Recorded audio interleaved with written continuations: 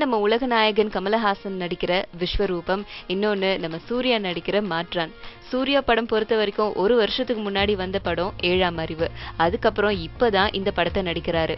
Kamal Haasan sir பொறுத்தவரைக்கும் அவருக்கு இந்த விஸ்வரூபம் படம் பெரிய டர்னிங் பாயிண்டா இருக்கு. ஏன்னா ஹாலிவுட் அளவுக்கு இவருடைய புகழ் போயிருக்கு. அங்கேயும் ஒரு படம் எடுத்து இயக்குற அளவுக்கு இவருக்கு புகழ் வாங்கி கொடுத்த படம் விஸ்வரூபம். இது ரெண்டுமே அக்டோபர் 12th அப்போ ரிலீஸ் ஆக போறதா பேச்சுவார்த்தைகள் அடிபட்டுட்டு வருது.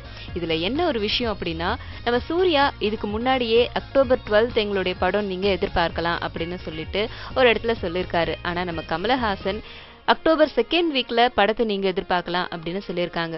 ஸோ டிஸ்ட்ரிபியூட்டர் சைட்ல இதை பத்தி கேட்கறதுக்கு கமல் சார் அவருடைய படம் 2nd வீக்ல தான் வரும் அப்படின்னு சொல்லியிருக்காரு. ஆனா சூர்யா 12ஆம் தேதி வரும்னு கரெக்டா டேட்டே சொல்லியிருக்காரு.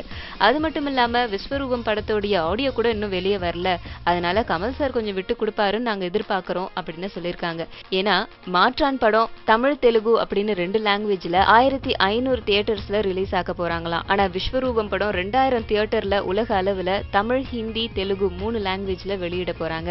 அதனால ரெண்டும் ஒரே நேரத்துல வந்தா ஏதாச்சும் பிரச்சனைகள் கிளம்பும் அப்படின்னு எதிர்பார்க்கப்படுது.